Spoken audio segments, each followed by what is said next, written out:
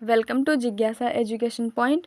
आज हम UP PCS prelims का जो प्रैक्टिस सेट 2 है वो करेंगे। तो चलिए क्वेश्चंस देखते हैं। नंबर 51 है, ह्वेनसांग के संदर्भ में निम्नलिखित कथनों पर विचार कीजिए। पहला है, यह हर्षवर्धन के शासनकाल में भारत आया था। दूसरा है, इसका भ्रमण वृत्तांत CU की नाम से प्रसिद्ध है, जिसमें 138 देशों का विवरण मिलता है। तीसरा है, ह्वेनसांग ने 629 ईस्वी में चीन से भारतवर्ष के लिए प्रस्थान किया और लगभग 1 वर्ष की यात्रा के बाद वह भारतीय राज्य कपिशा पहुंचा। उपर्युक्त में से कौन सा कथन सही है? ऑप्शन ए केवल 1, बी केवल 2, सी 2 और 3, डी 1, 2 तथा 3। तो यहाँ पे आपका राइट आंसर हो जाएगा ऑप्शन नंबर डी, 1, 2 तथा 3 तीनों सही है। यह हर्षवर्धन के शासनकाल में भारत आया था। दूसरा है, इसका भ्रमण वृत्तांत CU के नाम से प्रसिद्ध है, जिसमें 138 देशों का विवरण मिलता है। ह्वेनसांग ने 629 ईस्वी में चीन से भारतवर्ष के लिए प्रस्थान किया और लगभग 1 वर्ष की यात्रा के बाद वह भारतीय राज्य कपिशा पहुंचा। तो यहाँ पे आपका ऑप्शन डी राइट आंसर हो जाएगा। 1, 2 तथा 3 ऑप्शन विकल्प डी सही है। देखते हैं अगला प्रश्न। क्वेश्चन नंबर 52 है, निम्नलिखित में से कौन सा विकल्प सही सुमेलित नहीं है? प्रमुख स्थल है और दिए हुए नदी है, ठीक है, जिनके किनारे ये पुराने पुरातात्विक स्थल बसे हुए हैं। Option A Harappa Ghaggar, B Mohenjodaro Sindhu, C Ropar Sutlej, D Banawali या बनमाली रंगोई। तो यहाँ पे आपका विकल्प ए सही उत्तर हो जाएगा। हड़प्पा घग्गर नदी के तट पर नहीं, रावी नदी के तट पर स्थित है और घग्गर नदी के तट पर कालीबंगन स्थित है, ठीक है। तो यहाँ पे आपका बाकी विकल्प सही है। मोहनजोदड़ो सिंधु नदी के तट पर स्थित है, रोपड़ सतलज नदी के तट पर स्थित है, बनवाली या बनावली रंगोई की नदी के तट पर स्थित है और हड़प्पा रावी नदी के तट पर स्थित है। तो यहाँ पे विकल्प ए आपका राइट आंसर हो जाएगा, ठीक है। देखते हैं अगला प्रश्न। क्वेश्चन नंबर 53 है, निम्नलिखित में से कौन सा विकल्प गलत सुमेलित है? ठीक है, एक साइड में मुगल सम्राट दिए हुए हैं, दूसरी साइड में मकबरा दिया हुआ है, ठीक है। विकल्प ए है अकबर, सिकंदरा उत्तर प्रदेश, बी जहांगीर, शाहदरा लाहौर, सी हुमायूं दिल्ली, डी औरंगजेब सासाराम बिहार। तो यहाँ पे आपका विकल्प डी सही उत्तर हो जाएगा। औरंगजेब विकल्प गलत सुमेलित है, ठीक है। अकबर का मकबरा सिकंदरा में है, जहांगीर का शाहदरा लाहौर में है, हुमायूं का मकबरा दिल्ली में है और सासाराम बिहार में जो है शेरशाह सूरी का मकबरा है। औरंगजेब का मकबरा खुलदाबाद में है, औरंगाबाद जिले में महाराष्ट्र में स्थित है, ठीक है। तो यहाँ पे आपका option number D right answer हो जाएगा, औरंगजेब। देखते हैं अगला प्रश्न।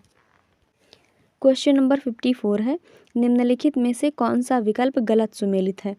एक साइड में स्थापत्य कला दिया हुआ है, एक तरफ निर्माणकर्ता हैं जिन्होंने उसे बनवाया है। विकल्प ए है आगरा फोर्ट अकबर, बी चार मीनार कुली कुतुब शाह। ये दोनों सही है। अकबर ने आगरा फोर्ट आगरा किले का निर्माण करवाया, कुली कुतुब शाह चार मीनार का निर्माण करवाया, ये भी सही है। निशात बाग ये गलत है। हवा महल सवाई प्रताप सिंह ये जयपुर में है, ठीक है, ये भी सही है।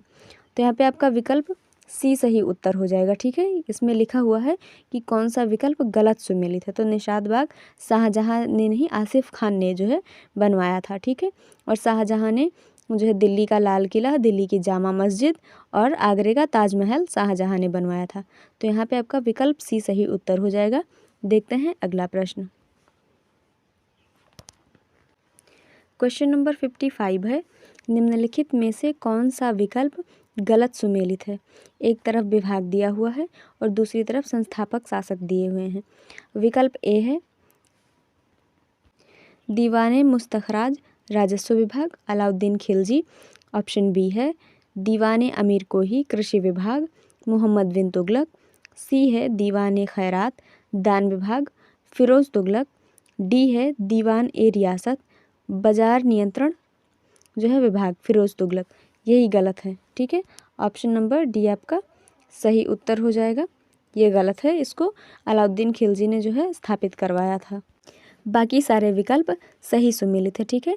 देखते हैं अगला प्रश्न। क्वेश्चन नंबर 56 है, निम्नलिखित में से कौन सा विकल्प गलत सुमेलित है? एक साइड में स्मारक दिया हुआ है और दूसरी भाग में शासक दिए हुए हैं। विकल्प ए है दोहरा गुंबद, सिकंदर लोदी। बी है अष्टभुजीय मकबरा, शेरशाह सूरी। सी है गोल गुंबद, मोहम्मद आदिल शाह। डी है जहांगीरी महल, जहांगीर। तो यहाँ पे आपका विकल्प डी सही उत्तर हो जाएगा। जहांगीरी महल जहांगीर द्वारा नहीं बनवाया गया था, ठीक है। इसका निर्माण अकबर ने करवाया था और जहांगीर द्वारा न्याय की जंजीर का निर्माण करवाया गया था। जो न्याय की जंजीर थी जहांगीर के दरबार में, उसको जो है जहांगीर ने लगवाया था। बाकी दोहरा गुंबद सिकंदर लोदी सही है, अष्टभुजीय मकबरा शेरशाह सूरी सही है और गोल गुंबद मोहम्मद आदिल शाह ये भी सही है, ठीक है। क्वेश्चन नंबर 57 है, निम्नलिखित में से कौन सा विकल्प गलत सुमेलित है। एक साइड में प्रादेशिक विभाग है, एक साइड में उनका विस्तार है, जैसे कि जो हिमालय का विस्तार है वो दिया हुआ है। विकल्प ए है पंजाब हिमालय सिंध एवं सतलज नदियों के मध्य। ऑप्शन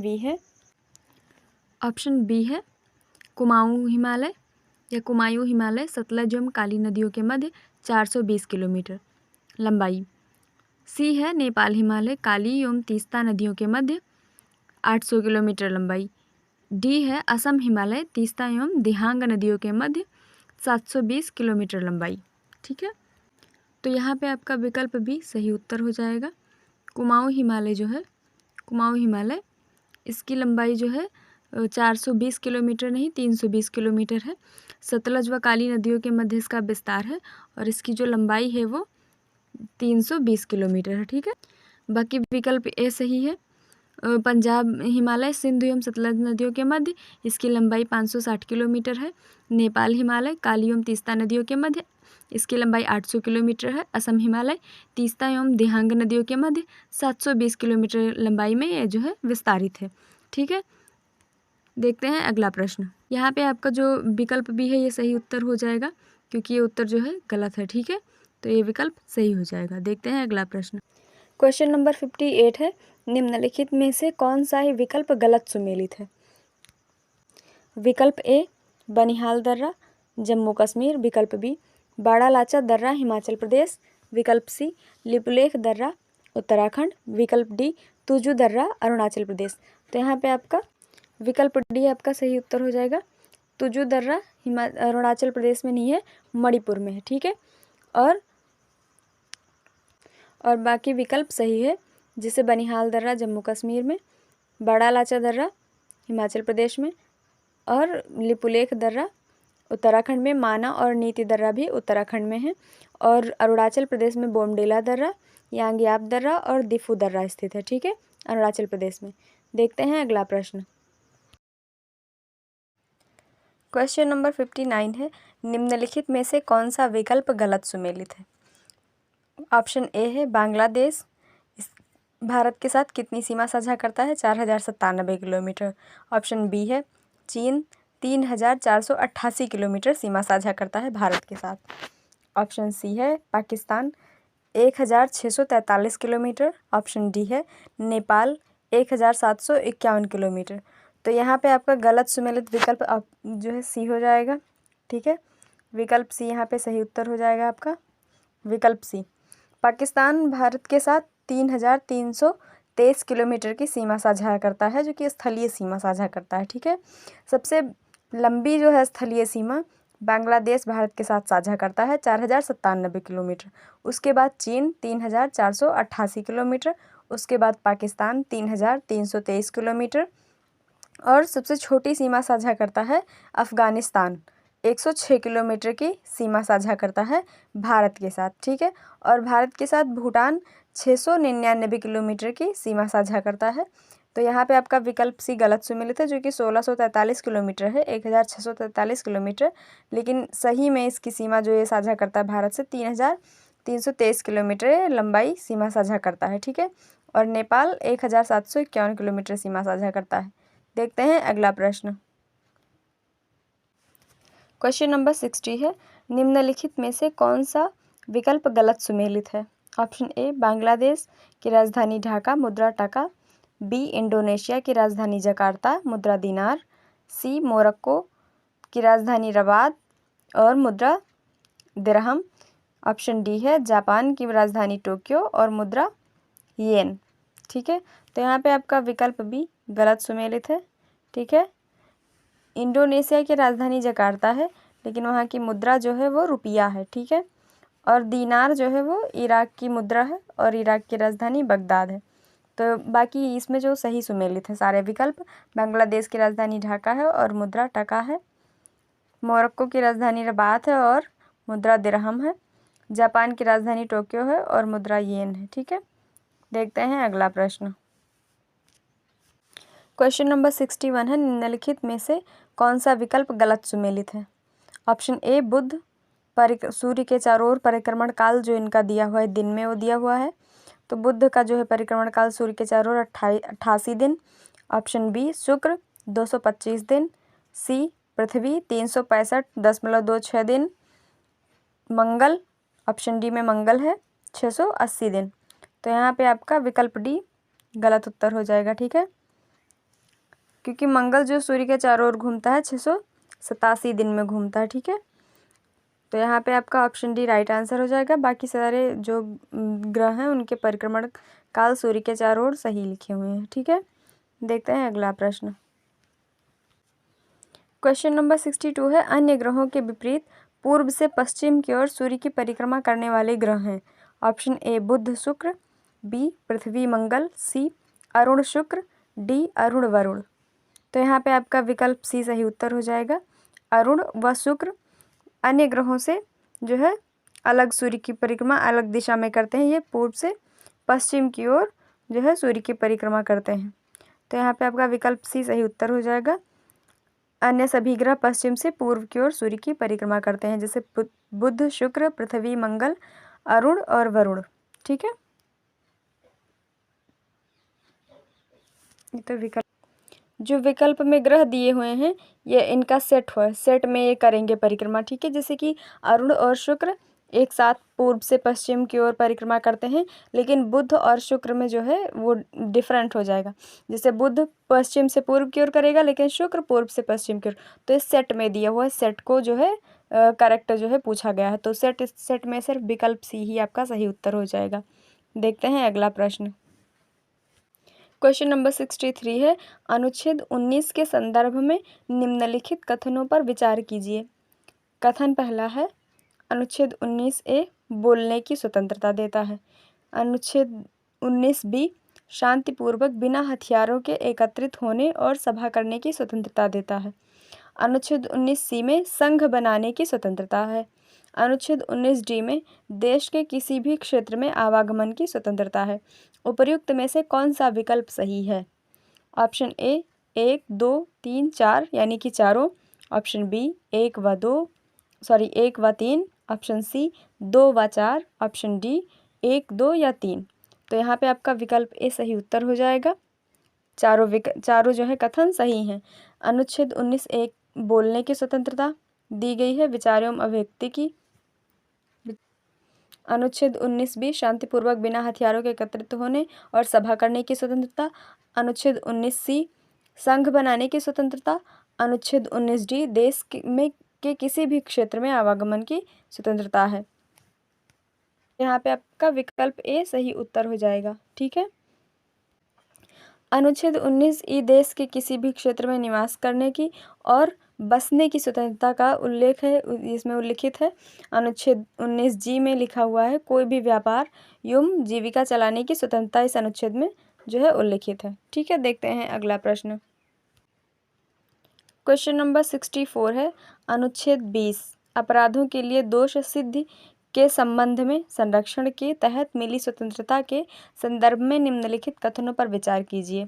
पहला कथन है, किसी भी व्यक्ति को एक अपराध के लिए सिर्फ एक बार सजा मिलेगी। दूसरा है, अपराध करने के समय जो कानून है उसी के तहत सजा मिलेगी, न कि पहले और बाद में। दूसरा कथन एक बार फिर से पढ़ते हैं, अपराध करने के समय जो कानून है उसी के तहत सजा मिलेगी, न कि पहले और बाद में बनने वाले कानून के तहत। तीसरा कथन है, किसी भी व्यक्ति को स्वयं के विरुद्ध न्यायालय में गवाही देने के लिए बाध्य नहीं किया जाएगा। उपर्युक्त में से कौन सा विकल्प सही है? विकल्प ए 1 तथा 2, विकल्प बी 2 तथा 3, विकल्प सी 1, 2 तथा 3, विकल्प डी केवल 1। तो यहाँ पे आपका विकल्प सी सही उत्तर हो जाएगा। ठीक है, अनुच्छेद 20 के तहत इन तीनों के लिए जो है इन तीनों की स्वतंत्रता जो है प्राप्त है। ठीक है, जैसे पहला कथन है किसी भी व्यक्ति को एक अपराधी के लिए सिर्फ एक बार सजा मिलेगी। अपराध करने के समय जो कानून है उसी के तहत सजा मिलेगी, ना कि पहले और बाद में बनने वाले कानून के तहत। किसी भी व्यक्ति को स्वयं के विरुद्ध न्यायालय में गवाही देने के लिए बाध्य नहीं किया जाएगा, ऐसा जो है अनुच्छेद 20 में उल्लिखित है। ठीक है, तो यहाँ पे आपका विकल्प सी सही उत्तर हो जाएगा। देखते हैं अगला प्रश्न। क्वेश्चन नंबर 65 है, प्रेस की स्वतंत्रता का वर्णन संविधान के किस अनुच्छेद में मिलता है? ऑप्शन ए अनुच्छेद 19 का ए, बी अनुच्छेद 21 का, सी अनुच्छेद 22, डी अनुच्छेद 19 बी। तो जैसे कि विचार और अभिव्यक्ति की स्वतंत्रता दी गई है 19 का ए में या ए में, तो यहाँ पे आपका विकल्प ए सही उत्तर हो जाएगा। जो प्रेस की स्वतंत्रता है वो अनुच्छेद 19 ए या 19 का में कहा जाएगा। ठीक है, दी हुई है, तो यहाँ पे आपका विकल्प ए सही उत्तर हो जाएगा। देखते हैं अगला प्रश्न। क्वेश्चन नंबर 66 है, निम्नलिखित में से कौन सा विकल्प सही सुमेलित नहीं है? एक तरफ संविधान सभा की समितियां हैं, दूसरी तरफ उनके अध्यक्ष हैं। तो विकल्प ए में संचालन समिति डॉक्टर राजेंद्र प्रसाद, बी प्रांतीय संविधान समिति पंडित जवाहरलाल नेहरू, सी संघीय संविधान समिति पंडित जवाहरलाल नेहरू, डी प्रारूप समिति डॉक्टर भीमराव अंबेडकर। तो यहाँ पे आपका विकल्प बी सही उत्तर हो जाएगा। ठीक है, ये सही सुमेलित नहीं है, विकल्प बी सही सुमेलित नहीं है। प्रांतीय संविधान सभा के अध्यक्ष सरदार वल्लभ भाई पटेल थे, ना कि पंडित जवाहरलाल नेहरू। बाकी सारे विकल्प सही सुमेलित हैं। संचालन समिति के अध्यक्ष डॉक्टर राजेंद्र प्रसाद थे, संघीय संविधान समिति के अध्यक्ष पंडित जवाहरलाल नेहरू थे और प्रारूप समिति के अध्यक्ष डॉक्टर भीमराव अंबेडकर थे। ठीक है, तो यहाँ पे आपका विकल्प भी सही सुमेलित नहीं है, ये सही उत्तर हो जाएगा। देखते हैं अगला प्रश्न। क्वेश्चन नंबर 66 है, भारतीय संविधान सभा के संदर्भ में निम्नलिखित कथनों पर विचार कीजिए। कथन 1 है, संविधान सभा के सदस्यों की कुल संख्या 389 निश्चित की गई थी, जिनमें 292 ब्रिटिश प्रांतों के प्रतिनिधि, 4 चीफ कमिश्नर क्षेत्रों के प्रतिनिधि तथा 93 देसी रियासतों के प्रतिनिधि थे। कथन 2 है, मिशन योजना के अनुसार जुलाई 1946 ईस्वी में संविधान सभा का चुनाव हुआ।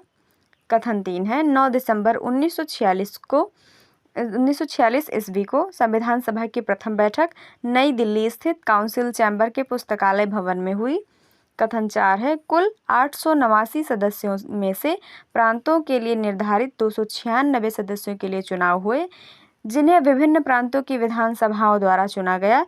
इसमें कांग्रेस को 208, मुस्लिम लीग को 73 स्थान एवं 15 अन्य दलों के साथ स्वतंत्र उम्मीदवार निर्वाचित हुए। ठीक है, उपर्युक्त में से कौन सा कथन सही है? तो पहले विकल्प देख लेते हैं। विकल्प ए है 1 तथा 2, विकल्प बी है केवल 4, विकल्प सी है केवल 3, विकल्प डी है 1 2 3 4 यानी कि चारों। ठीक है, तो यहाँ पे आपका विकल्प डी सही उत्तर हो जाएगा। एक बार फिर से कथन पढ़ लिया जाए। संविधान सभा के सदस्यों की कुल संख्या 389 निश्चित की गई थी, जिनमें 292 ब्रिटिश प्रांतों के प्रतिनिधि, 4 चीफ कमिश्नर क्षेत्रों के प्रतिनिधि तथा 93 देशी रियासतों के प्रतिनिधि थे। दूसरा है, मिशन योजना के अनुसार जुलाई 1946 ईस्वी में संविधान सभा का चुनाव हुआ। तो ये दोनों कथन सही हो गए। 9 दिसंबर 1946 को संविधान सभा की प्रथम बैठक नई दिल्ली स्थित काउंसिल चैम्बर के पुस्तकालय भवन में हुई, ये भी सही है। कुल 889 सदस्यों में से प्रांतों के लिए निर्धारित 296 सदस्यों के लिए चुनाव हुए, जिन्हें विभिन्न प्रांतों की विधानसभाओं द्वारा चुना गया। इनमें कांग्रेस को 208, मुस्लिम लीग को 73 एवं 15 अन्य दलों के साथ जो है स्वतंत्र उम्मीदवार निर्वाचित हुए। तो यहाँ पे चारों कथन सही हैं, तो विकल्प डी आपका सही उत्तर। तो यहाँ पे जो विकल्प डी है ये आपका सही उत्तर हो जाएगा। 1 2 3 4 यानी कि चारों सही हैं। देखते हैं अगला प्रश्न। क्वेश्चन नंबर 68 है, निम्नलिखित में भारतीय संविधान सभा में शामिल नहीं होने वाली रियासत थी। Option A Delhi, B Hyderabad, C Bengal, D इनमें से कोई नहीं। तो यहाँ पे आपका विकल्प बी सही उत्तर हो जाएगा। हैदराबाद रियासत जो है भारतीय संविधान सभा में शामिल नहीं हुई थी, जो हैदराबाद रियासत थी। ठीक है, तो यहाँ पे विकल्प बी आपका सही उत्तर हो जाएगा। हैदराबाद एक ऐसी देशी रियासत थी जिसके प्रतिनिधि संविधान सभा में सम्मिलित नहीं हुए थे। देखते हैं अगला प्रश्न। क्वेश्चन नंबर 69 है, भारतीय संविधान की प्रस्तावना के संदर्भ में उचित कथन है।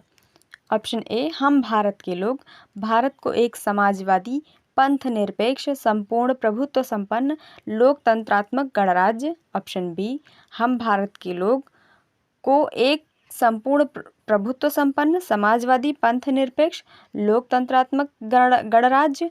हम भारत के लोग भारत को एक लोकतंत्रात्मक, संपूर्ण प्रभुत्व संपन्न, समाजवादी, पंथ निरपेक्ष गणराज्य। ऑप्शन डी, हम भारत के लोग भारत को एक संपूर्ण प्रभुत्व संपन्न, समाजवादी, लोकतंत्रात्मक, पंथ निरपेक्ष गणराज्य। तो यहाँ पे सही विकल्प पूछ रहा है कि कौन सा सीरियल वाइज सही है। तो यहाँ पे आपका विकल्प बी सही उत्तर हो जाएगा। हम भारत के लोग भारत को एक संपूर्ण प्रभुत्व संपन्न, समाजवादी, पंथ निरपेक्ष, लोकतंत्रात्मक गणराज्य सही हो जाएगा। ठीक है, ये वाला विकल्प आपका सही हो जाएगा। तो प्रस्तावना के जो है संदर्भ में एकदम सही विकल्प ये हो जाएगा सीरियल वाइज। ठीक है, विकल्प बी आपका सही उत्तर है। देखते हैं अगला प्रश्न। एक बार प्रस्तावना पढ़ ही देते हैं, फिर उसके बाद जो है हम लोग अगला प्रश्न देखते हैं। जैसे कि हम ऑप्शन बी में आपका दिया हुआ है कि हम भारत के लोग भारत को एक संपूर्ण प्रभुत्व संपन्न, समाजवादी, पंथ निरपेक्ष, लोकतंत्रात्मक गणराज्य बनाने के लिए तथा उसके समस्त नागरिकों को सामाजिक, आर्थिक और राजनीतिक न्याय, विचार, अभिव्यक्ति, विश्वास, धर्म और उपासना की स्वतंत्रता, प्रतिष्ठा और अवसर की समता प्राप्त करने के लिए तथा उन सब में व्यक्ति की गरिमा और राष्ट्र की एकता और अखंडता सुनिश्चित करने वाली बंधुता बढ़ाने के लिए दृढ़ संकल्प होकर अपनी संविधान सभा में जो तारीख थी वो थी 26 नवंबर 1949, ठीक है, को जो है तद द्वारा इस संविधान को अंगीकृत, अधिनियमित और आत्मार्पित करते हैं। तद द्वारा मीन्स जो उस दिन तिथि वगैरह थी उसको लेकर के हम संविधान को आत्मार्पित करते हैं। ठीक है, तो यह आपकी पूरी प्रस्तावना थी और ये जो है ये सीरियल वाइज दिन जो है सेट करने के लिए इसमें लिखा गया था। और ये क्वेश्चन भी आया था इसमें जो है आर में सिर्फ इतना दिया हुआ था कि जो है समाजवादी, पंथ निरपेक्ष और लोकतंत्रात्मक जो है और प्रभुत्व संपूर्ण प्रभुत्व संपन्न इसमें से सबसे पहले कौन सा होगा। ठीक है, उसमें भी सीरियल वाइज सेट करना था। तो ये हो गया आपका प्रस्तावना। देखते हैं अगला प्रश्न। यहाँ पे आपका विकल्प भी ही सही उत्तर हो जाएगा। देखते हैं अगला प्रश्न। अगला प्रश्न है क्वेश्चन नंबर 17 है, भारतीय संविधान की प्रस्तावना के संदर्भ में निम्नलिखित कथनों पर विचार कीजिए। दूसरी बार फिर प्रस्तावना है। ठीक है, तो कथन पढ़ते हैं। भारतीय संविधान की प्रस्तावना में 3 प्रकार का न्याय, सामाजिक, आर्थिक और राजनीतिक का उल्लेख किया गया है। कथन 2 है, भारतीय संविधान की प्रस्तावना में 5 प्रकार की स्वतंत्रता, विचार, अभिव्यक्ति, विश्वास, धर्म एवं उपासना का उल्लेख किया गया है। तीसरा है, भारतीय संविधान की प्रस्तावना में 2 प्रकार की समानता का, प्रतिष्ठा एवं अवसर का उल्लेख किया गया है। उपर्युक्त में से कौन सा कथन सही है। ऑप्शन ए 1 तथा 3, बी केवल 1, सी केवल 3, डी 1, 2 व 3। तो यहाँ पे तीनों विकल्प सही हो जाएंगे। अभी जो प्रस्तावना पढ़ी गई थी उसमें ये सारी चीज़ें कही गई थी। भारतीय संविधान की प्रस्तावना में 3 प्रकार का न्याय, सामाजिक, आर्थिक व राजनीतिक का उल्लेख किया गया है, ये सही है। दूसरा कथन जो है, भारतीय संविधान के प्रस्तावना में 5 प्रकार की स्वतंत्रता, विचार, अभिव्यक्ति, विश्वास, धर्म एवं उपासना का उल्लेख किया गया है। और भारतीय संविधान के प्रस्तावना में 2 प्रकार की समानता का भी उल्लेख है, प्रतिष्ठा एवं अवसर का उल्लेख किया गया है। तो यहाँ पे तीनों विकल्प आपके सही हैं। तो यहाँ पे विकल्प डी आपका सही उत्तर हो जाएगा। ठीक है, देखते हैं अगला प्रश्न। क्वेश्चन नंबर 71 है, निम्नलिखित में से कौन सा विकल्प गलत सुमेलित है। ऑप्शन ए मनुष्य और उसका जो है वैज्ञानिक नाम ओराइजा एटाइवा, यही तो सबसे पहले गलत है। ठीक है, मेढक का राना टिग्रीना। ऑप्शन सी बिल्ली फेलिस डोमेस्टिका। ऑप्शन डी मक्खी मस्का डोमेस्टिका। तो यहाँ पे ये बाकी जो है विकल्प सही जो है सुमेलित हैं। ठीक है, यहाँ पे मनुष्य का जो है वो वैज्ञानिक नाम गलत है। मनुष्य का होता है होमो सैपियंस सैपियंस। ठीक है, और ओराइजा सटाइवा जो है धान का ये वैज्ञानिक नाम होता है। ठीक है, देखते हैं अगला प्रश्न। क्वेश्चन नंबर 72 है, निम्नलिखित में से कौन सा विकल्प सही सुमेलित नहीं है। ऑप्शन ए माइटोकॉन्ड्रिया की खोजकर्ता अल्टमैन है, बी गोल्जी इकाई के कैमिलो गोल्जी, सी लाइसोसोम के एंटोनी लीवेनहॉक और डी केंद्रक के रॉबर्ट ब्राउन। तो यहाँ पे आपका जो विकल्प सी है ये सही सुमेलित नहीं है।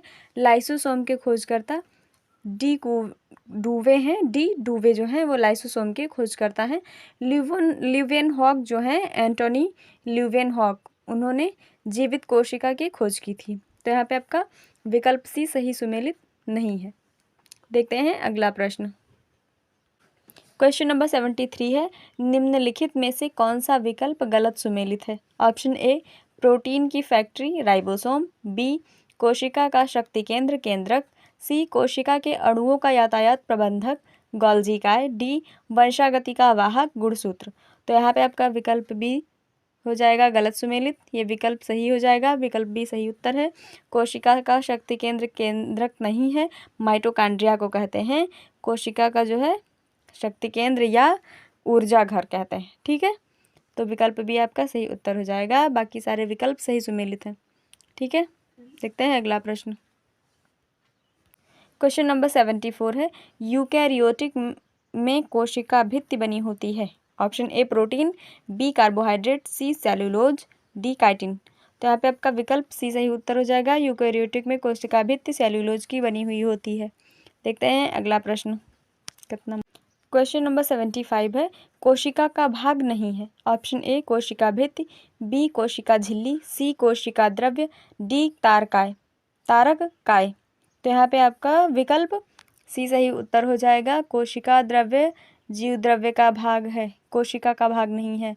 कोशिका द्रव्य जीव द्रव्य का भाग है, कोशिका का भाग नहीं है। यहाँ पे विकल्प सी आपका सही उत्तर हो जाएगा। देखते हैं अगला प्रश्न।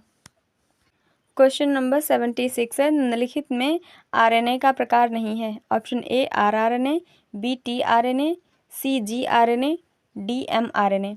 तो यहाँ पे आपका विकल्प सी सही उत्तर हो जाएगा। जीआरएनए आरएनए का प्रकार नहीं है।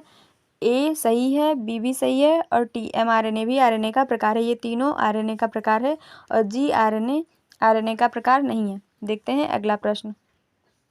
क्वेश्चन नंबर 77 है, निम्नलिखित में से कौन सा विकल्प गलत सुमेलित है? ऑप्शन ए भारत का राष्ट्रीय चिन्ह है अशोक स्तंभ या राष्ट्रीय प्रतीक है अशोक स्तंभ, बी तुर्की का है चांद तारा, सी स्पेन का गुलदाउदी, डी बांग्लादेश का वाटर लिली। तो यहाँ पे आपका विकल्प सी सही उत्तर हो जाएगा। ये गलत सुमेलित है। स्पेन का जो राष्ट्रीय प्रतीक है वो गुलदाउदी नहीं है। ठीक है, ईगल है। स्पेन का राष्ट्रीय चिन्ह ईगल है। गुलदाउदी जो है वो जापान का राष्ट्रीय चिन्ह है। भारत का राष्ट्रीय प्रतीक अशोक है। तुर्की का चांद तारा है। बांग्लादेश का वाटर लिली है। ठीक है, तो यहाँ पे आपका सी ऑप्शन सही हो जाएगा। स्पेन का जो है गुलदाउदी नहीं है राष्ट्रीय चिन्ह, ये गलत उत्तर है। ठीक है, गलत सुमेलित है। देखते हैं अगला प्रश्न। क्वेश्चन नंबर 78 है, निम्नलिखित में से कौन सा विकल्प गलत सुमेलित है? ऑप्शन ए रूस शोरा, बी इजराइल नेसेट, सी ईरान मजलिस, डी फ्रांस नेशनल असेंबली। तो यहाँ पे आपका विकल्प ए सही उत्तर हो जाएगा। ये गलत सुमेलित है। रूस की संसद का नाम शोरा नहीं, शोरा जो है वो अफगानिस्तान की संसद का नाम है और रूस की संसद का नाम ड्यूमा है। इजराइल की संसद का नाम नेसेट है, ईरान की संसद का नाम मजलिस है और फ्रांस की संसद का नाम नेशनल असेंबली है। बाकी विकल्प सही सुमेलित है और यहाँ पे जो विकल्प ए है ये गलत सुमेलित है और यही सही उत्तर हो जाएगा। देखते हैं अगला प्रश्न। क्वेश्चन नंबर 79 है, निम्नलिखित में से कौन सा विकल्प गलत सुमेलित है? ऑप्शन ए भारत में प्रथम governor general William Bentinck, B Bharat का प्रथम viceroy Warren Hastings, C Bharat का अंतिम वायसराय लॉर्ड माउंटबेटन, डी स्वतंत्र भारत का प्रथम तथा अंतिम भारतीय गवर्नर जनरल चक्रवर्ती राजगोपालाचारी। तो यहाँ पे आपका विकल्प बी सही उत्तर हो जाएगा। ये जो विकल्प बी है जो भारत का प्रथम वायसराय, ये गलत सुमेलित है। भारत का प्रथम वायसराय लॉर्ड कैनिंग था और वॉरेन हेस्टिंग जो था वो बंगाल का प्रथम गवर्नर जनरल था। तो यहाँ पे विकल्प बी आपका सही उत्तर हो जाएगा। देखते हैं अगला प्रश्न। क्वेश्चन नंबर 80 है, निम्नलिखित में से कौन सा सही सुमेलित नहीं है? ऑप्शन ए बेसबॉल या खो खो में 5 खिलाड़ी, बी पोलो में 4, सी कबड्डी या नेटबॉल में 7 खिलाड़ी, डी हॉकी, फुटबॉल, क्रिकेट में 11 खिलाड़ी। तो यहाँ पे आपका विकल्प ए सही उत्तर हो जाएगा। ये सही सुमेलित नहीं है। बेसबॉल तथा खो खो में 5 खिलाड़ी नहीं होते हैं, बल्कि 9 खिलाड़ी होते हैं। बेसबॉल और जो है खो खो में 9 खिलाड़ी होते हैं और बास्केटबॉल में 5 खिलाड़ी होते हैं। तो यहाँ पे विकल्प ए आपका सही उत्तर हो जाएगा। ये सही सुमेलित नहीं है। देखते हैं अगला प्रश्न। क्वेश्चन नंबर 81 है, निम्नलिखित में से कौन सा विकल्प गलत सुमेलित है? ऑप्शन ए, विश्व बैंक का मुख्यालय वाशिंगटन डीसी में है। ऑप्शन बी, विश्व स्वास्थ्य संगठन WHO का मुख्यालय रोम में है। सी, नाटो का मुख्यालय ब्रुसेल्स बेल्जियम में है। डी, अंतर्राष्ट्रीय क्रिकेट काउंसिल ICC का मुख्यालय दुबई UAE में है। तो यहाँ पे आपका विकल्प बी सही उत्तर हो जाएगा। विकल्प बी आपका सही उत्तर हो जाएगा। विश्व स्वास्थ्य संगठन WHO का मुख्यालय रोम में नहीं है। WHO का मुख्यालय जिनेवा स्विट्जरलैंड में है और खाद्य एवं कृषि संगठन FAO का मुख्यालय रोम में है। तो यहाँ पे विकल्प बी आपका सही उत्तर हो जाएगा। विश्व बैंक का मुख्यालय वाशिंगटन DC में है। नाटो का मुख्यालय ब्रुसेल्स बेल्जियम में है। अंतर्राष्ट्रीय क्रिकेट काउंसिल ICC का मुख्यालय दुबई UAE में है। तो यहाँ पे विकल्प बी आपका सही उत्तर हो जाएगा। ये विकल्प गलत सुमेलित है। देखते हैं अगला प्रश्न। क्वेश्चन नंबर 82 है, निम्नलिखित में से कौन सा विकल्प गलत सुमेलित है? पहला है, एक साइड में दिया हुआ है पर्यटन स्थल, एक साइड में उसका स्थान दिया हुआ है जहाँ पे वो स्थित है। ऑप्शन ए, कंदरिया महादेव मंदिर खजुराहो। बी, जहांगीर महल ओरछा। सी, लक्ष्मण मंदिर ग्वालियर। डी, कन्हेरी गुफाएं मुंबई। तो यहाँ पे आपका विकल्प सी सही उत्तर हो जाएगा। ये गलत सुमेलित है। लक्ष्मण मंदिर छतरपुर खजुराहो में स्थित है और ग्वालियर में जो है वो मान मंदिर महल स्थित है। ठीक है, तो यहाँ पे आपका विकल्प सी सही उत्तर हो जाएगा। कंदरिया महादेव मंदिर खजुराहो में है, जहांगीर महल ओरछा में है, कन्हेरी की गुफाएं मुंबई में है। ये सारे विकल्प सही सुमेलित हैं और विकल्प डी आपका गलत सुमेलित है। ठीक, सॉरी, सी आपका गलत सुमेलित है। यहाँ पे विकल्प सी आपका सही उत्तर हो जाएगा। देखते हैं अगला प्रश्न। क्वेश्चन नंबर 83 है, निम्नलिखित में कौन सा विकल्प गलत सुमेलित है? एक साइड में देश दिया हुआ है और एक साइड में उसकी मुद्रा दी हुई है। विकल्प ए, सिंगापुर डॉलर। बी, फिलीपींस दीनार। सी, वियतनाम डोंग। डी, मॉरिशस रुपया। ठीक है, तो यहाँ पे आपका विकल्प बी गलत उत्तर है। फिलीपींस की मुद्रा दीनार नहीं है, दीनार कुवैत की मुद्रा है। फिलीपींस की मुद्रा पीसो है। तो यहाँ पे विकल्प बी आपका सही उत्तर हो जाएगा। देखते हैं अगला प्रश्न। क्वेश्चन नंबर 84 है, विश्व में हरित क्रांति के जनक हैं? Option A, Norman E Borlaug. B, MS Swaminathan. C, GS Khush. D, BP Pal. तो यहाँ पे आपका विकल्प ए सही उत्तर हो जाएगा। नॉर्मन ई बोरलॉग विश्व में हरित क्रांति के जनक हैं और MS स्वामीनाथन भारत में हरित क्रांति के जनक हैं। ठीक है, देखते हैं अगला प्रश्न। क्वेश्चन नंबर 85 है, निम्नलिखित में से कौन सा विकल्प गलत सुमेलित है? ऑप्शन ए, एक साइड में वाद्य यंत्र दिया हुआ है, दूसरी साइड में वादक है। Option A, sitar Pandit Ravishankar, Nikhil Banerjee, Shahid Parvez. B, tabla Zakir Hussain, Allah Rakha Khan, Kishan Maharaj. C, bansuri Bhajan Sopori, Shiv Kumar Sharma. D, sarod Amjad Ali, Ali Akbar Khan, Zarin Daruwala. तो यहाँ पे आपका विकल्प सी सही उत्तर हो जाएगा। ये गलत सुमेलित है। जो प्रसिद्ध बांसुरी वादक हैं पन्नालाल घोष हैं, हरिप्रसाद चौरसिया हैं, राजेंद्र कुलकर्णी हैं और भजन सोपारी और शिव कुमार शर्मा संतूर वादक हैं। बाकी विकल्प आपके सही सुमेलित हैं। सितार वादक पंडित रविशंकर, निखिल बनर्जी और शाहिद परवेज हैं। ठीक है, तबला वादक जाकिर हुसैन, अल्लाह रखा खां और किशन महाराज हैं। सरोद वादक अमजद अली, अली अकबर खां और जरीन दारूवाला, ये लोग सरोद वादक हैं। ठीक है, तो ये आपका विकल्प सी आपका सही उत्तर हो जाएगा। ये गलत सुमेलित है। देखते हैं अगला प्रश्न। क्वेश्चन नंबर 86 है, निम्नलिखित में से कौन सा विकल्प गलत सुमेलित है? एक तरफ शास्त्रीय नृत्य दिया हुआ है और दूसरी तरफ उससे संबंधित कलाकार दिए हुए हैं। Option A, Bharatanatyam, Yamini Krishnamurthy, Sonal Mansingh, Rukmini Devi. Option B, Kuchipudi, Kalyani Amma, Bharti Shivaji, Ragini Devi. Option C, Kathak, Birju Maharaj, Lachhu Maharaj, Sukhdev Maharaj. Option D, Kathakali. Option D है कथकली से संबंधित कलाकार हैं बल्लतोल नारायण मेनन, उदय शंकर, कृष्ण नायर, मृणालिनी साराभाई। तो यहाँ पे आपका विकल्प भी सही उत्तर हो जाएगा। ये गलत सुमेलित है, क्योंकि कुचिपुड़ी से संबंधित जो कलाकार हैं वो है यामिनी कृष्णमूर्ति, राधा रेड्डी, लक्ष्मी नारायण शास्त्री। ठीक है, और कल्याणी अम्मा, भारती शिवाजी, रागिनी देवी, ये मोहिनी अट्टम से संबंधित हैं। ठीक है, तो यहाँ पे जो विकल्प बी है वो आपका सही सुमेलित है, ये जो है आपका गलत है, और बाकी जो है विकल्प वो सही सुमेलित है। जैसे भरतनाट्यम से संबंधित यामिनी कृष्णमूर्ति, सोनल मानसिंह, रुक्मिणी देवी हैं। कथक से संबंधित बिरजू महाराज, लच्छू महाराज, सुखदेव महाराज हैं। कथकली से संबंधित हैं बल्लतोल्ला नारायण मेनन, उदय शंकर, कृष्ण नायर, मृणालिनी, साराभाई। देखते हैं अगला प्रश्न। क्वेश्चन नंबर 87 है, निम्नलिखित में से कौन सा विकल्प गलत सुमेलित है? ऑप्शन ए, एशियाटिक समाज की स्थापना 1784 में हुई। बी, संगीत नाटक अकादमी की स्थापना 1953 में हुई। सी, ललित कला अकादमी की स्थापना 1954 में हुई। डी, साहित्य अकादमी की स्थापना 1945 में हुई। तो यहाँ पे आपका विकल्प डी गलत उत्तर है, गलत सुमेलित है ये, मतलब ये सही उत्तर हो जाएगा और ये विकल्प गलत सुमेलित है, क्योंकि साहित्य अकादमी संस्थान की स्थापना 1954 में हुई है, 1945 में नहीं हुई है। 1945 में भारतीय मानव विज्ञान सर्वेक्षण संस्थान की स्थापना हुई है। एशियाटिक समाज की स्थापना 1784 में हुई है। संगीत नाटक अकादमी की स्थापना 1953 में हुई है और ललित कला अकादमी की स्थापना 1954 में हुई है। तो यहाँ पे आपका विकल्प डी सही उत्तर हो जाएगा। देखते हैं अगला प्रश्न। क्वेश्चन नंबर 88 है। क्वेश्चन नंबर 88 है, निम्नलिखित में से कौन सा विकल्प गलत सुमेलित है? पर्यटन स्थल दिया हुआ है एक साइड, निर्माणकर्ता एक साइड दिया हुआ है। ऑप्शन ए, सती बुर्ज, राजा भगवान दास।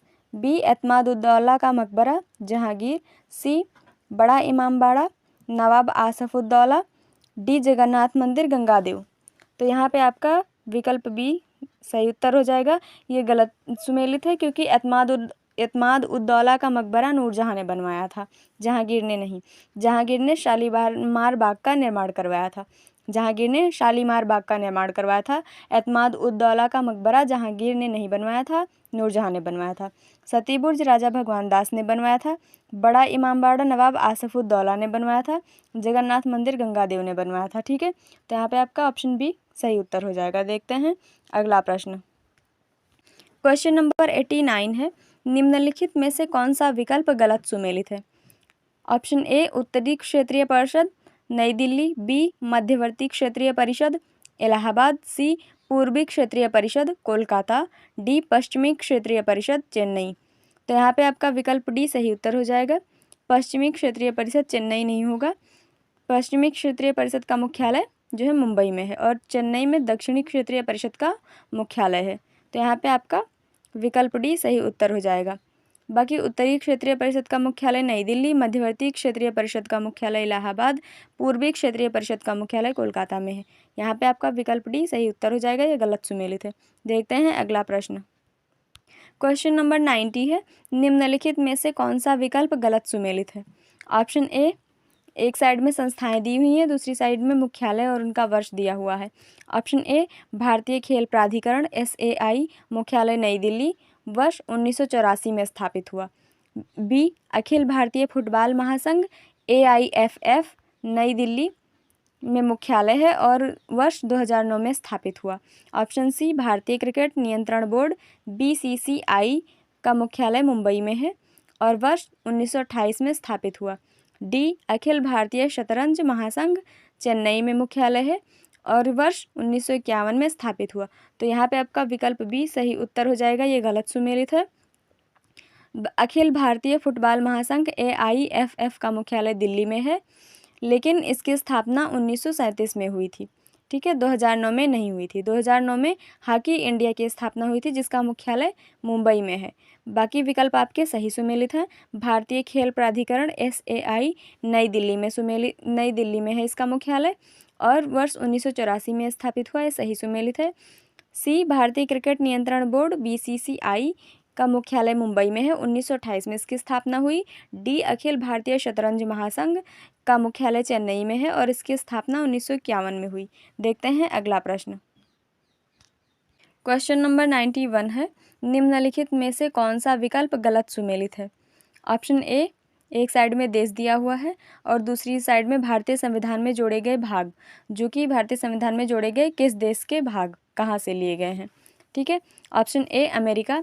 प्रस्तावना, मौलिक अधिकार, न्यायपालिका की स्वतंत्रता। Option B Ireland. नीति निदेशक सिद्धांत, राष्ट्रपति द्वारा राज्यसभा में साहित्य साहित्य, कला व अन्य क्षेत्र से मनोनीत किए जाने का प्रावधान। सी ऑस्ट्रेलिया। प्रस्तावना की भाषा, समवर्ती सूची का प्रावधान। डी रूस, विधि द्वारा स्थापित प्रक्रिया। कौन सा विकल्प इसमें गलत सुमेलित है, ऐसा पता करना है। तो यहाँ पे आपका विकल्प डी गलत सुमेलित है। रूस से विधि द्वारा स्थापित प्रक्रिया नहीं ली गई है। रूस से भारतीय संविधान में मौलिक कर्तव्यों का प्रावधान लिया गया है और विधि द्वारा स्थापित प्रक्रिया जापान के संविधान से लिया गया है। जो विधि द्वारा स्थापित प्रक्रिया है इसमें जो दिया हुआ है ये जापान के संविधान से लिया गया है और बाकी चीज़ें सही सुमेलित हैं। अमेरिका से प्रस्तावना, मौलिक अधिकार, न्यायपालिका की स्वतंत्रता ली गई है। ठीक है। आयरलैंड से नीति निर्देशिक सिद्धांत या नीति निदेशक तत्व लिए गए हैं। राष्ट्रपति द्वारा राज्यसभा में साहित्य, कला व अन्य क्षेत्र से मनोनीत किए जाने वाले जो सदस्य हैं वो लिया गया है। ऑस्ट्रेलिया से प्रस्तावना की भाषा, समवर्ती सूची का प्रावधान जो है लिया गया है। तो आपका यहाँ पे विकल्प डी सही सुमेलित है। क्वेश्चन नंबर 92 है, शाही उपाधि अधिनियम 1876 ईस्वी के संदर्भ में निम्नलिखित कथनों पर विचार कीजिए। कथन 1 है, इस अधिनियम द्वारा गवर्नर जनरल की केंद्रीय कार्यकारिणी में छठे सदस्य की नियुक्ति कर उसे लोक निर्माण विभाग का कार्य सौंपा गया। कथन 2 है, 28 मार्च 1876 ईस्वी को एक घोषणा द्वारा महारानी विक्टोरिया को भारत की साम्राज्ञी घोषित किया गया। उपर्युक्त में से कौन सा कथन सही है? ऑप्शन ए केवल एक, बी केवल दो, सी केवल एक और दो दोनों, डी ना तो एक ना ही दो। तो यहाँ पे विकल्प ए आपका सही उत्तर हो जाएगा, केवल एक सही है। 28 जो है यहाँ पे केवल एक में दिया हुआ है, इस अधिनियम द्वारा गवर्नर जनरल की केंद्रीय कार्यकारिणी में छठे सदस्य की नियुक्ति कर उसे लोक निर्माण विभाग का कार्य सौंपा गया। यहाँ पे 28 मार्च की जगह 28 अप्रैल हो जाएगा। 28 अप्रैल 1876 ईस्वी को एक घोषणा द्वारा महारानी विक्टोरिया को भारत की साम्राज्ञी घोषित किया गया था। तो इसलिए यहाँ पे विकल्प ए सही उत्तर है, केवल एक कथन सही है। देखते हैं अगला प्रश्न।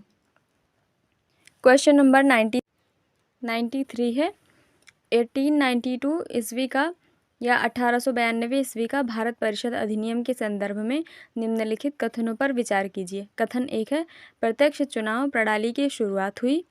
दूसरा है, इसके द्वारा राजस्व एवं व्यय अथवा बजट पर बहस करने तथा कार्यकारिणी से प्रश्न पूछने की शक्ति दी गई। उपर्युक्त में से कौन सा कथन सत्य है? ऑप्शन ए केवल एक, बी केवल दो, सी केवल एक और दो दोनों, डी इनमें से कोई नहीं। तो यहाँ पे आपका विकल्प बी सही उत्तर हो जाएगा, केवल दो सही है। इसके द्वारा राजस्व एवं व्यय अथवा बजट पर बहस करने तथा कार्यकारिणी से प्रश्न पूछने की शक्ति दी गई। 1892 ईस्वी का जो भारत परिषद अधिनियम आया था। ठीक है। तो यहाँ पे सही उत्तर आपका विकल्प बी हो जाएगा। 1892 ईस्वी का भारत परिषद अधिनियम से अप्रत्यक्ष चुनाव प्रणाली की शुरुआत हुई। प्रत्यक्ष चुनाव प्रणाली की शुरुआत नहीं हुई। तो यहाँ पे कथन एक गलत हो जाएगा। ठीक है। देखते हैं अगला प्रश्न। क्वेश्चन नंबर 94 है, भारत में ब्रिटेन के सभी संवैधानिक प्रयोगों में से सबसे कम समय तक चलने वाला अधिनियम था। ए 1873 ईस्वी का अधिनियम, बी 1909 का भारत परिषद अधिनियम, सी 1892 ईस्वी का भारत परिषद अधिनियम, डी शाही उपाधि अधिनियम 1876। तो यहाँ पे आपका विकल्प बी सही उत्तर हो जाएगा। 1909 का भारत परिषद अधिनियम सबसे कम समय तक चलने वाला अधिनियम था। देखते हैं अगला प्रश्न। क्वेश्चन नंबर 95 है, 1773 ईस्वी का रेगुलेटिंग एक्ट के संदर्भ में निम्नलिखित कथनों पर विचार कीजिए। पहला है, भारत में ईस्ट इंडिया कंपनी के कार्यों को नियमित और नियंत्रित करने की दिशा में ब्रिटिश सरकार द्वारा उठाया गया यह पहला कदम था, अर्थात कंपनी के शासन पर संसदीय नियंत्रण स्थापित किया गया। दूसरा है, इसके द्वारा पहली बार कंपनी के प्रशासनिक और राजनीतिक कार्यों को मान्यता मिली। तीसरा है, इसके द्वारा राजकीय प्रशासन की नींव रखी गई। तो यहाँ पे ये तीसरा विकल्प सही हो जाएगा, राजकीय नहीं केंद्रीय प्रशासन की नींव रखी गई थी। उपर्युक्त में से कौन सा कथन सत्य है? विकल्प ए केवल एक, बी केवल दो, सी एक और दो दोनों, डी एक, दो तथा तीन। तो यहाँ पे आपका विकल्प सी सही उत्तर हो जाएगा, एक और दो दोनों सही है लेकिन तीसरा नहीं सही है। तो यहाँ पे जो 1773 ईस्वी का रेगुलेटिंग एक्ट था, उसके संदर्भ में भारत में ईस्ट इंडिया कंपनी के कार्यों को नियमित और नियंत्रित करने की दिशा में ब्रिटिश सरकार द्वारा उठाया गया यह पहला कदम था, अर्थात कंपनी के शासन पर संसदीय नियंत्रण स्थापित किया गया। दूसरा कथन है, इसके द्वारा पहली बार कंपनी के प्रशासनिक और राजनीतिक कार्यों को मान्यता मिली और इसके द्वारा राजकीय प्रशासन की नींव नहीं रखी गई थी, केंद्रीय प्रशासन की नींव रखी गई थी। ठीक है, तो यहाँ पे विकल्प सी आपका सही उत्तर हो जाएगा। देखते हैं अगला प्रश्न। क्वेश्चन नंबर 96 है, आवश्यकता विहीनता का लक्ष्य सुख प्रदान करता है, कथन किसके द्वारा कहा गया है? Option A Robbins, B Marshall, C J K Mehta, D इनमें से कोई नहीं। तो यहाँ पे आपका विकल्प सी सही उत्तर हो जाएगा। आवश्यकता विहीनता का लक्ष्य सुख प्रदान करता है, यह कथन जे.के. मेहता का है। रॉबिन्स का कहना है कि अर्थशास्त्र वास्तविक विज्ञान है, अर्थशास्त्र चुनाव का विज्ञान है, ऐसा रॉबिन्स कहते हैं। और मार्शल का कहना है अर्थशास्त्र आदर्श विज्ञान है। ठीक है, मार्शल का कहना है कि अर्थशास्त्र आदर्श विज्ञान है। तो यहाँ पे आपका विकल्प सी सही उत्तर हो जाएगा, जे.के. मेहता। देखते हैं अगला प्रश्न। क्वेश्चन नंबर 97 है, मार्क्स के अनुसार अर्थव्यवस्था की परिभाषा है। ऑप्शन ए, अर्थशास्त्र वह विज्ञान है जो कि लक्ष्यों एवं वैकल्पिक उपयोगों वाले सीमित साधनों के परस्पर संबंधों के रूप में मानव व्यवहार का अध्ययन करता है। विकल्प बी है, अर्थशास्त्र का उद्देश्य मानव समाज की प्रगति के नियम की खोज करना है। विकल्प सी, अर्थशास्त्र उन तत्वों का अध्ययन है जो रोजगार और जीवन स्तर को प्रभावित करते हैं। विकल्प डी, अर्थशास्त्र कभी वास्तविक विज्ञान होता है और कभी आदर्श विज्ञान। तो यहाँ पे आपका विकल्प बी सही उत्तर हो जाएगा। मार्क्स के अनुसार अर्थशास्त्र का उद्देश्य मानव समाज की प्रगति के नियम की खोज करना है। ठीक है, और विकल्प बी का कथन जो है वो रॉबिन्स द्वारा कहा गया है। विकल्प सी का जो कथन है वो बेनहम द्वारा कहा गया है। तो रॉबिन्स कहते हैं कि अर्थशास्त्र वह विज्ञान है जो कि लक्ष्यों एवं वैकल्पिक उपयोगों वाले सीमित साधनों के परस्पर संबंधों के रूप में मानव व्यवहार का अध्ययन करता है। और बेनहम का कहना है कि अर्थशास्त्र उन तत्वों का अध्ययन है जो रोजगार और जीवन स्तर को प्रभावित करते हैं। और प्रोफेसर फ्रैडमैन द्वारा कहा गया है कि अर्थशास्त्र कभी वास्तविक विज्ञान होता है और कभी आदर्श विज्ञान। तो यहाँ पे आपका विकल्प बी सही उत्तर हो जाएगा। ठीक है, मार्क्स के अनुसार अर्थव्यवस्था की परिभाषा विकल्प बी में दी गई है। देखते हैं अगला प्रश्न। क्वेश्चन नंबर 98 है, निम्नलिखित में से सही सुमेलित नहीं है। एक तरफ वित्तीय संस्थाएं हैं, दूसरी तरफ उनका स्थापना वर्ष है। ऑप्शन ए, भारतीय औद्योगिक निगम, अप्रैल 1990। विकल्प बी है, भारतीय साधारण बीमा निगम, स्थापना वर्ष 1 नवंबर 1972। सी, भारतीय औद्योगिक पुनर्निर्माण बैंक, 20 मार्च 1985। डी, भारतीय औद्योगिक ऋण व निवेश निगम, स्थापना वर्ष जनवरी 1955। तो यहाँ पे आपका विकल्प ए सही उत्तर हो जाएगा। ये सही सुमेलित नहीं है। भारतीय औद्योगिक निगम का जो स्थापना वर्ष है वो है 1948 और अप्रैल 1990 को भारतीय लघु उद्योग विकास बैंक की स्थापना हुई है, जिसका मुख्यालय लखनऊ में है। ठीक है, तो यहाँ पे बाकी विकल्प सही सुमेलित हैं। भारतीय साधारण बीमा निगम 1 नवंबर 1972 को स्थापित हुआ। भारतीय औद्योगिक पुनर्निर्माण बैंक 20 मार्च 1985 को स्थापित हुआ। भारतीय औद्योगिक ऋण व निवेश निगम जनवरी 1955 में स्थापित हुआ। तो यहाँ पे आपका विकल्प ए सही उत्तर हो जाएगा। देखते हैं अगला प्रश्न।